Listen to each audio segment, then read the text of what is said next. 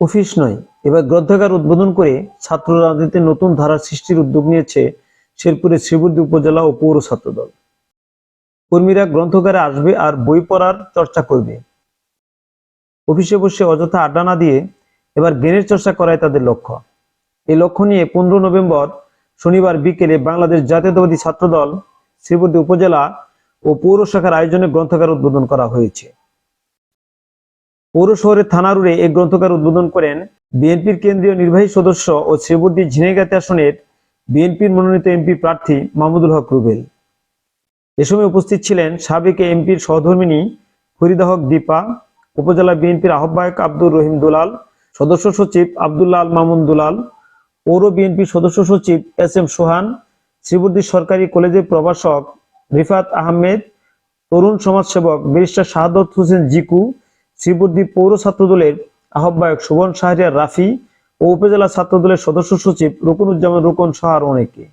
এ সময় ছাত্রদলের নেতারা বলেন, তারা ছাত্রদলের রাজনীতির গুণগত পরিবর্তন আনতে চান। ছাত্রদল শ্রীবর্দী উপজেলা এবং পৌর শাখার উদ্যোগে আমরা এই 5 আগস্ট পরবর্তী ফ্যাসিস্ট শেখ হাসিনা পতনের পর থেকে আমরা একটা বিকল্পভাবে চিন্তা করি যে এখানে শ্রীবর্দীর যে আপামর শিক্ষার্থীরা আছে যারা সাধারণভাবে এখানে আমাদের শ্রীবর্দীতে কোনো গ্রন্থাগার নাই, কোনো পাবলিক লাইব্রেরি নাই। আমরা চেষ্টা করেছিলাম ভিন্ন আঙ্গিকে এখানে আমাদের ছাত্রদলের একটা অফিস না করে আমরা এখানে সাধারণ শিক্ষার্থীদেরকে কিভাবে এখানে জনসম্পৃক্ত করা যায়, কিভাবে এখানে তাদের জন্য একটা সেবামূলক কোনো একটা ব্যবস্থা করা যায়, সেই উদ্যোগ থেকে আমরা এখানে একটা গণগ্রন্থাগার করার জন্য আমরা উদ্যোগ পেয়েছিলাম।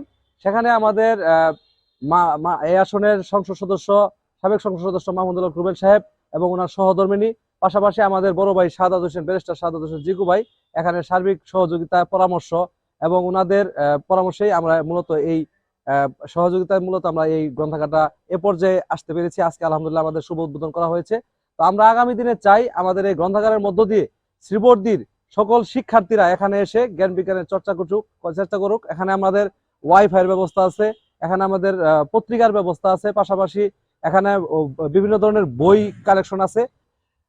ছাত্রদলের এই সুন্দর উদ্যোগকে, বিশেষ করে ছাত্রদলের সদস্য সচিব রুকনকে এবং পৌর ছাত্রদলের সভাপতি রাফিকে, আমরা তিনজন মিলেই বেসিক্যালি ওরা আমাকে বললো, তারপর আমরা এই কথাগুলো বললাম মাহমুদুল রুবেল সাহেবকে, আগামী দিনের বিএনপির শেষ মনোনীত প্রার্থী। তো তারপর এই উদ্যোগগুলা থেকে আমরা এইখান থেকে আমরা লাইব্রেরির কাজটা শুরু করি।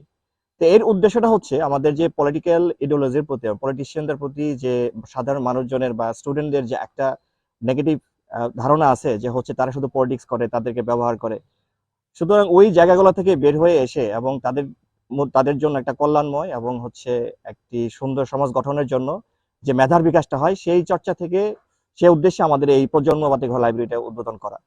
আমরা চাই 24 পরবর্তী সময়ে ছাত্রদলের গতানুগতিক রাজনীতির বাইরে গিয়ে আমরা সামাজিক যে সকল বিষয় আছে এগুলাতে অংশগ্রহণ করার জন্য চেষ্টা করি। আমরা চাই ছাত্রদলের গতানুগতিক ধারার বাইরে গিয়ে এবং লেজুর ভিত্তিক রাজনীতির বাইরে গিয়ে আমরা আমাদের এই দলকে রিপ্রেজেন্ট করতে চাই এবং শ্রীবর্দীর ছাত্রদলকে সামনের দিনে ভালো কিছু করার জন্য এবং ভালো কিছু পথ দেখানোর জন্য আমরা এই কাজগুলো করে থাকি। এদিকে সাবেক এমপি মাহমুদুল হক রুবেল বলেন, 5 আগস্টের পর দেশে পরিবর্তন আসছে, ছাত্র রাজনীতিরও পরিবর্তন হচ্ছে।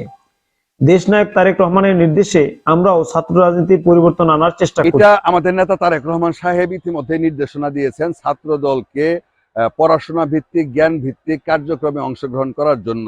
ইতিমধ্যে বাংলাদেশে আপনারা দেখেছেন বিভিন্ন বড় বড় বিভাগে গ্রন্থাগার ইতিমধ্যে ছাত্রদল উদ্বোধন করেছে এবং ইতিমধ্যে গ্রন্থাগার গঠন করে তারা সেখানে কার্যক্রম শুরু করছে।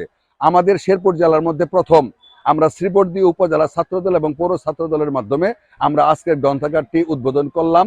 আমরা বিশ্বাস করি 24-এর আগের রাজনীতি এবং ছাত্রদলের রাজনীতি আর 24-এর গণ অভ্যুত্থানের পরের ছাত্রদলের রাজনীতির মধ্যে আকাশ আর পাতাল তফাৎ। আগামী দিনের ছাত্রদলের রাজনীতি করতে হইলে জ্ঞান ভিত্তিক, পড়াশোনা ভিত্তিক, মেধা ভিত্তিক এবং তথ্য নির্ভর, প্রযুক্তি নির্ভর ছাত্রদল না হইলে এই সমাজে ছাত্রদলকে নিয়ে সামনের দিনে এগোনো কঠিন হয়ে যাবে। সেই জন্য আমরা গ্রন্থাগারের মাধ্যমে আমরা এই কার্যক্রম শুরু করলাম। ছাত্রদলের এমন উদ্যোগকে স্বাগত জানিয়েছেন সাধারণ ছাত্ররাও।